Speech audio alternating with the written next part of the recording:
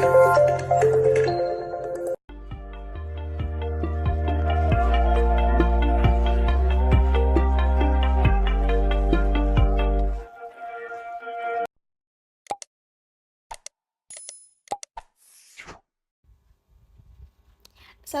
warahmatullahi wabarakatuh. Saya di sini akan membacakan tentang hasil kelompok diskusi kami tentang hak anak untuk mendapatkan pendidikan dalam pembelajaran filsafat.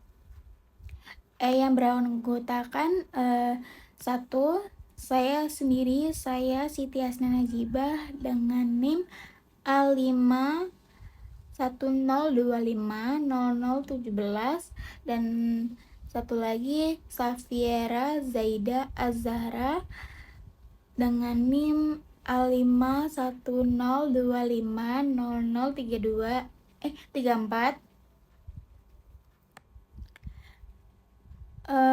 dan terus yang dapat kami temukan adalah anak merupakan generasi penerus bangsa yang memiliki peran penting dalam keberlangsungan pembangunan nasional untuk menjamin tumbuh kembang anak secara optimal.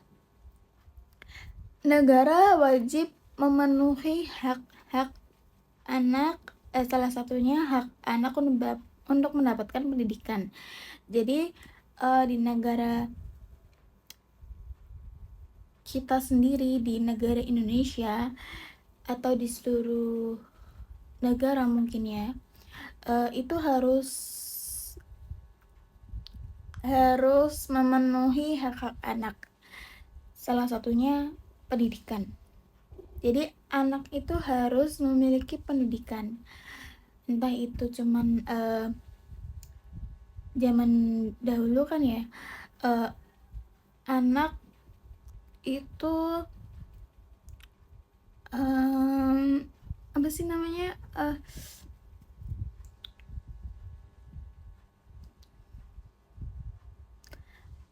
dulu kan anak kalau sekolah kan cuman sampai SD atau enggak SMP kan. Jadi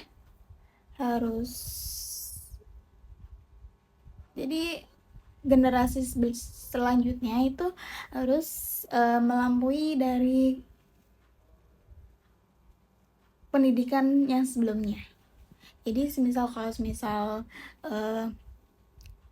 sebelumnya itu SD atau enggak SMP, generasi selanjutnya harus SMA atau enggak kuliah gitu, atau enggak mungkin kerja gitu kan. Sepemahaman saya ya seperti itu kurang lebihnya. Terus pendidikan merupakan sarjana utama dalam mengembangkan potensi, membentuk karakter, serta meningkatkan kualitas sumber daya manusia. Oleh karena itu, pemenuhan hak-hak atas pendidikan menjadi tanggung jawab bersama antar keluarga, rakyat, dan pemerintah. Topik ini dipilih karena pendidikan merupakan hak dasar anak.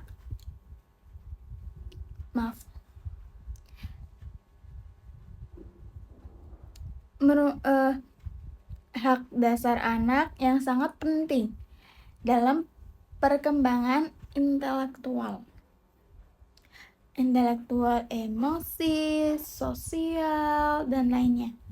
Dengan membahas hak anak atas pendidikan, ini menekankan bahwa urgensi pemenuhan hak tersebut agar setiap anak dapat tumbuh menjadi individu yang cerdas, bertanggung jawab, berkarakter. Selain itu, topik ini relevan dengan upaya meningkatkan kesadaran masyarakat, keluarga, pemerintah dalam melindungi hak anak serta menyiapkan generasi penerus bangsa yang berkualitas. Selanjutnya ada pengertian hak anak. Menurut Undang-Undang Nomor 35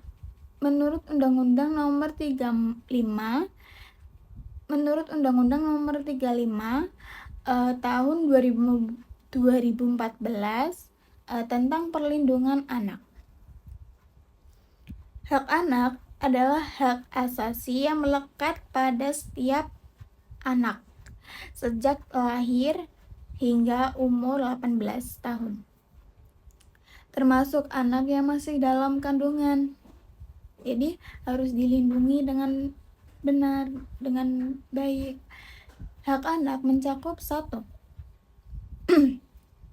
Hak untuk hidup. Anak yang berhak untuk mendapatkan kehidupan yang layak, sehat, aman. Yang kedua, hak untuk tumbuh dan berkembang.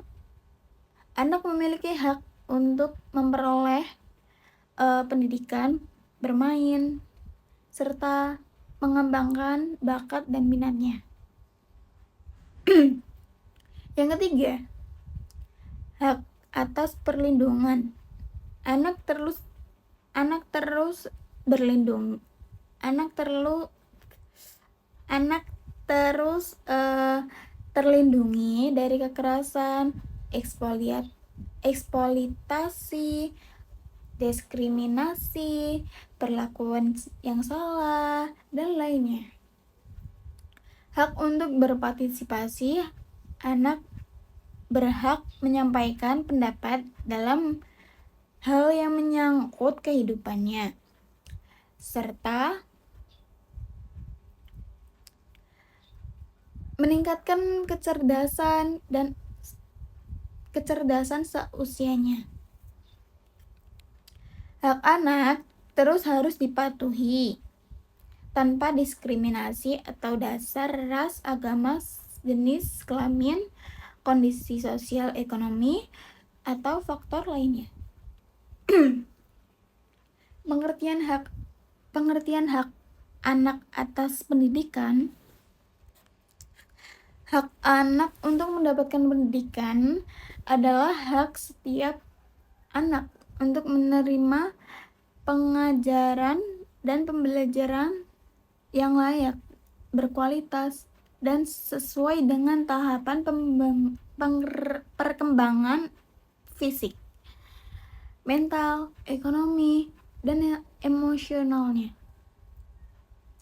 Pendidikan bagi anak bertujuan untuk 1. Pengembangan kecerdasan intelektual melalui pengetahuan, keterampilan berpikir kritis. Yang kedua, mengembangkan kecerdasan emosional seperti kemampuan mengendali emosi, empati, keterampilan sosial, dan lain-lainnya. Yang ketiga, mengembangkan kecerdasan spiritual, yaitu mampu memahami nilai-nilai norma dan agama. Nilai-nilai moral dan agama. Yang keempat, membentuk karakter dan sikap positif seperti tanggung jawab, disiplin, jujur, peduli terhadap lingkungan dan sesama manusia, hewan, dan lain-lainnya. Pendidikan juga berperan dalam menyiapkan anak menjadi individu yang mandiri, kreatif, produktif, sehingga kelak mampu berkontribusi bagi masyarakat dan bangsa. Dasar hukum hak anak atas pendidikan. Hak anak atas pendidikan memiliki landasan hukum yang jelas dan baik di tingkat nasional untuk nasional maupun internasional. 1. Undang-Undang Dasar tahun 1945 ayat 1 berbunyi setiap warga negara berhak mendapatkan pendidikan, dan pemerintah wajib mengusahakan serta menyelenggarakan sistem pendidikan nasional. Yang kedua, Undang-Undang Nomor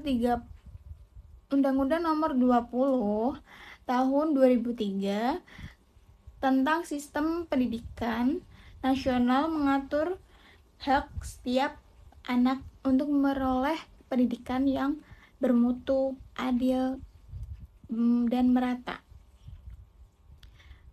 Dan ketiga, Undang-Undang Nomor 35 tahun 2014 tentang perlindungan anak menegaskan hak anak untuk mendapatkan pendidikan, perlindungan, dan pengembangan diri. Yang keempat, Konvensi Hak Anak, Convention on the Rights of the Child, merupakan instrumen nasional yang ratifikasi ini menegaskan hak setiap anak untuk memperoleh pendidikan bebas dan diskriminasi dan perlindungan dan kekerasan. Yang terakhir, tujuan memenuhi hak anak atas pendidikan. Yang pertama, pengembangan potensi dan kecerdasan anak baik intelektual, emosional nasional maupun spiritual. Yang kedua,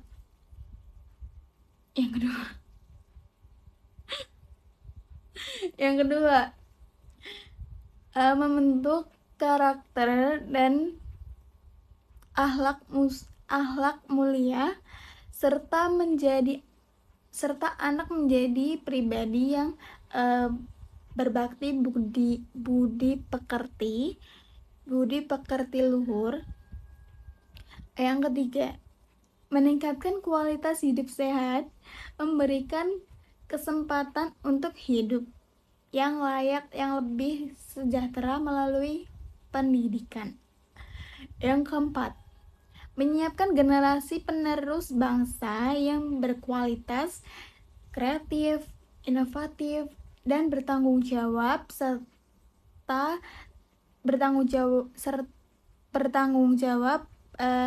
terhadap bangsa, masa depan bangsa. Yang kelima, mendorong partisipasi anak dalam masyarakat agar mampu menyampaikan pendapatnya dan turut berperan dalam kehidupan sosial. Terus yang selanjutnya, prinsip-prinsip hak anak dalam pendidikan. Non-diskriminasi. 1. Non-diskriminasi. Anak dari semua latar belakang memiliki hak yang sama untuk memperoleh pendidikan. Jadi tidak membanding-bandingkan latar belakang anak yang bagus atau yang semisal mampu atau yang enggak mampu. Semua tidak dibedakan, semua sama berarti. Yang kedua, kepentingan terbaik bagi anak. Setiap keputusan pendidikan harus mempertimbangkan kesejahteraan dan perkembangan anak. Yang ketiga, hak untuk hidup, tumbuh, dan berkembang, pendidikan harus mendukung pertumbuhan fisik, mental, sosial, dan secara opsional. Yang keempat, penghargaan terhadap pendapat anak. Anak harus berhak didengar dan pendapatnya itu harus diperhatikan dalam proses pembelajaran atau keputusan yang berkaitan dengan dirinya. Jadi semisal anak lagi bicara, yang lain diam dulu. Jadi tidak boleh menyela. Tunggu saat dia menunggu gilirannya. Nah, si anak ini harus yakin bahwa keputusan yang diajukan itu atau pendapatnya itu harus diterima dan harus didengar juga gitu. Jadi anak-anak lain tuh harus diam dulu, jangan menyela gitu. Terus bentuk-bentuk hak anak dalam pendidikan. 1. Hak memperoleh pendidikan. Anak mendapatkan pendidikan minimal tingkat dasar secara gratis dan wajib. Yang kedua, anak mendapatkan lingkungan belajar yang aman, nyaman, dan damai. Sekolah harus bebas dari kekerasan fisik maupun fisiologis, serta memiliki fasilitas yang memadai, yang mencukupi, yang layaknya lebih dari cukup. Dan selanjutnya, perlindungan kekerasan. Anak tidak boleh menjadi korban bullying. Itu kekerasan yang tidak patut dicontohi. Jadi kita harus semua anak, semua manusia itu sama. Tidak ada yang tidak sama atau tidak sempurna. Kalau yang mencari yang sempurna di surga ya. Jadi tidak boleh membeda-bedakan, maupun itu berbeda ras, suku, agama, tidak boleh. Semua harus toleransi.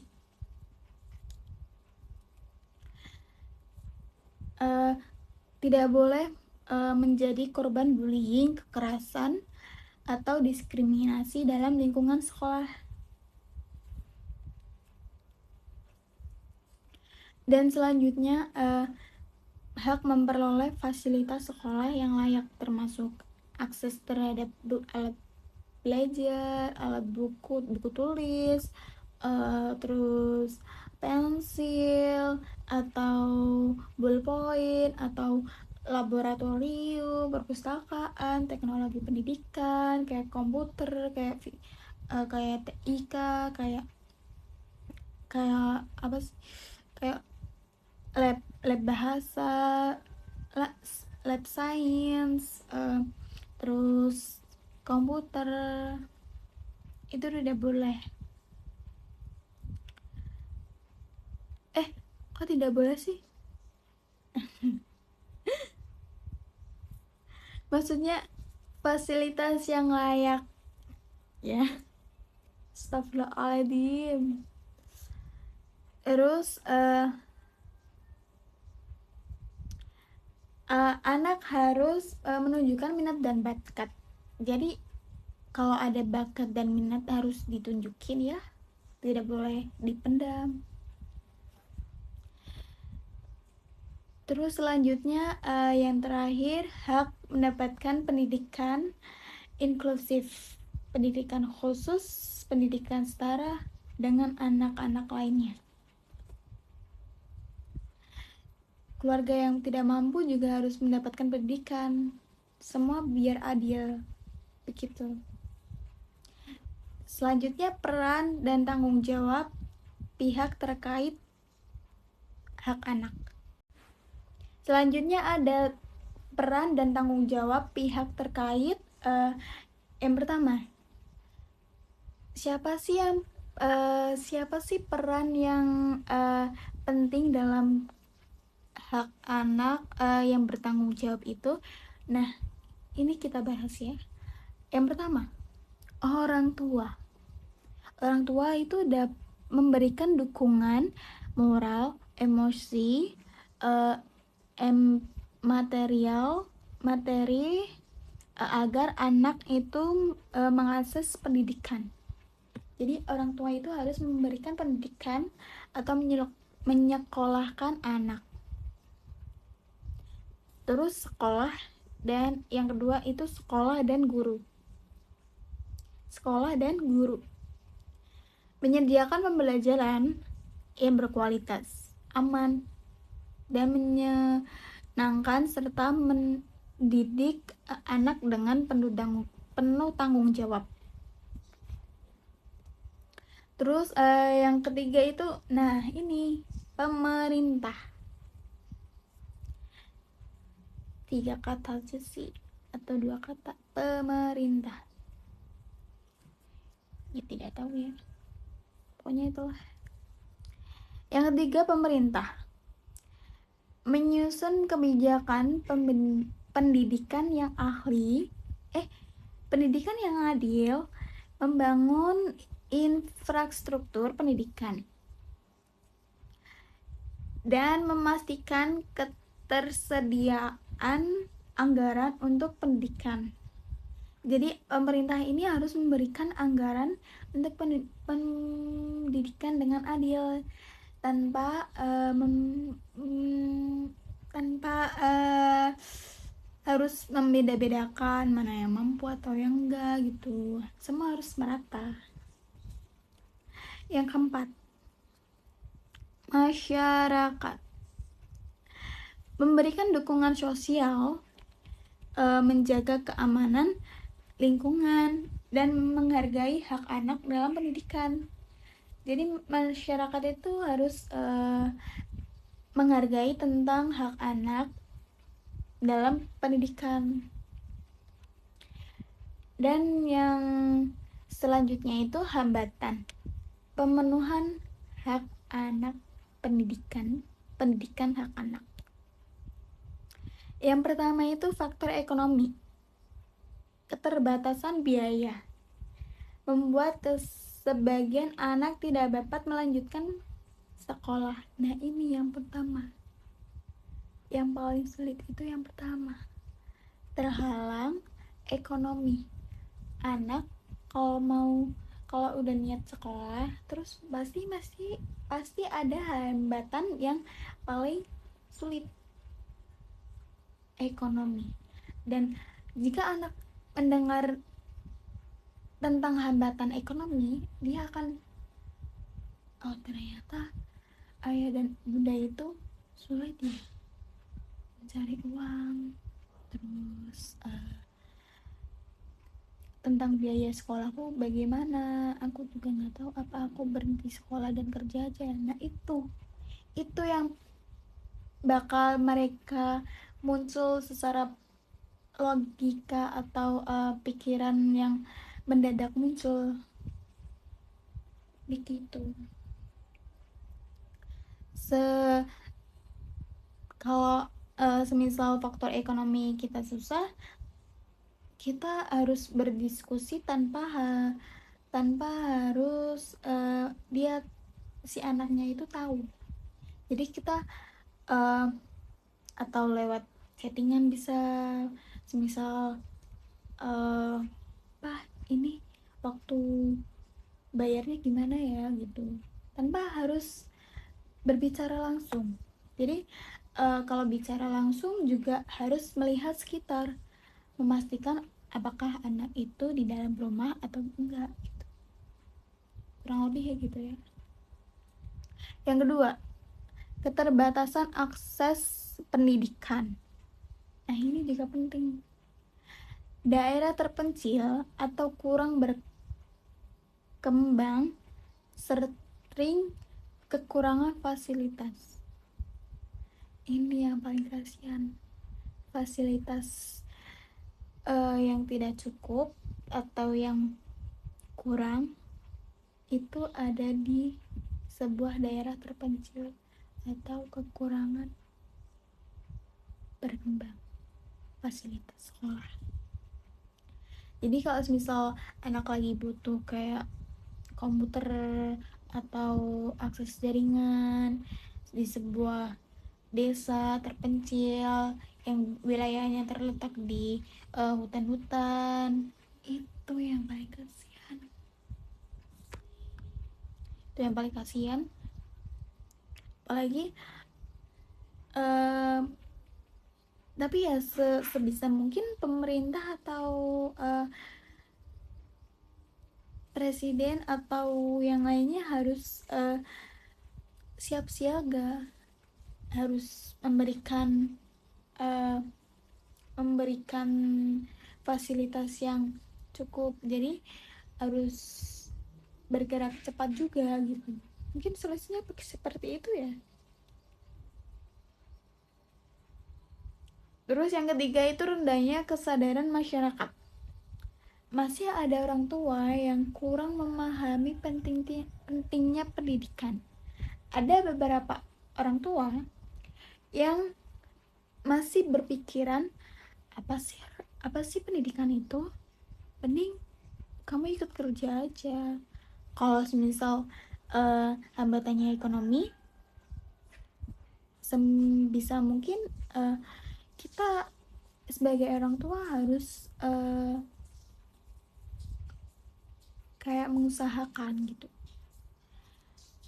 Pokoknya anakku harus sekolah, bagaimanapun caranya aku harus kerja, bukan anakku yang kerja. Begitu. Kiranya harus pakai gitu, kurang lebihnya kayak gitu ya. Terus yang keempat, ketimpangan kualitas pendidikan. Perbedaan kualitas guru dan fasilitas antara kota dan desa.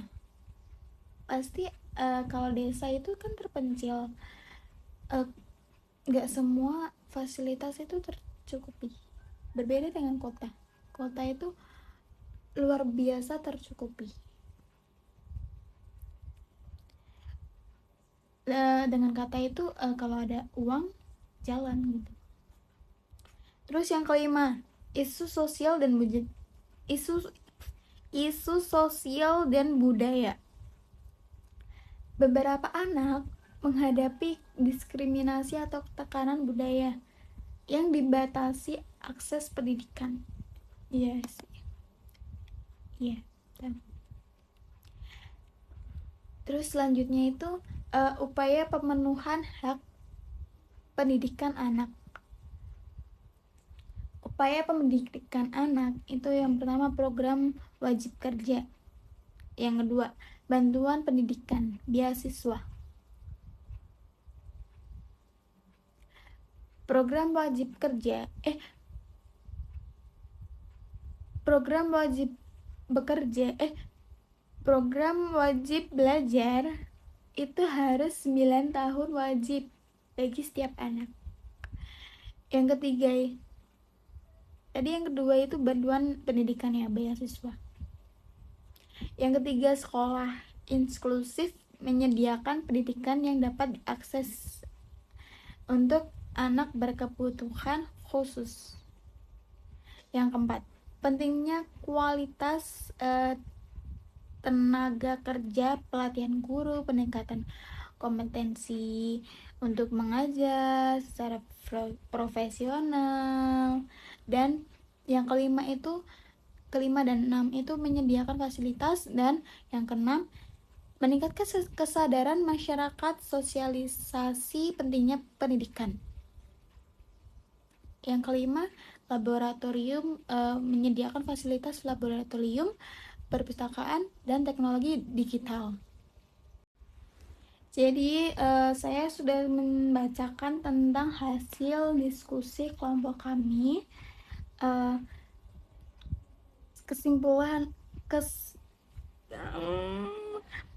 Jadi kesimpulan tentang hak anak dalam pendidikan, pembelajaran filsafat itu, hak anak untuk mendapatkan pendidikan adalah hak dasar yang harus dijamin dan dilindungi oleh semua pihak. Pendidikan adalah kunci untuk membentuk generasi cerdas, budi pekerti, kreatif, bertanggung jawab. Pemenuhan hak pribadi pendidikan, hak untuk membutuhkan kerjasama antar keluarga, sekolah, pemerintah, dan masyarakat, serta harus berlandasan prinsip non-diskriminasi dan kepentingan terbaik bagi anak dengan pendidikan yang berkualitas, merata, dan merata. Anak-anak Indonesia dapat tumbuh berkembang menjadi generasi yang penerus bangsa yang unggul. Jadi dengan adanya pendidikan atau semua anak mendapatkan pendidikan yang layak dan gratis, jika memengaruhi faktor ekonomi, kita harus menyediakan sekolah gratis. Jadi tidak ada kata yang apa sih pentingnya pendidikan itu, nggak ada pentingnya, nggak ada. Itu salah, pemikiran yang salah. Yang benar itu pendidikan itu penting, karena dengan adanya pendidikan, dengan kita tahu apa itu pendidikan, arti pendidikannya sebenarnya itu apa, kita bisa menciptakan generasi yang unggul di masa depan. Aku yakin kalau misal dengan anak-anak belajar tentang pendidikan itu apa, bukan kayak yang pemerintah atau DPRD gitu. Cukup tahu aja sih itu ya, bukan mau gosip ya, cuman faktanya aja sih. Dengan adanya pendidikan, semua itu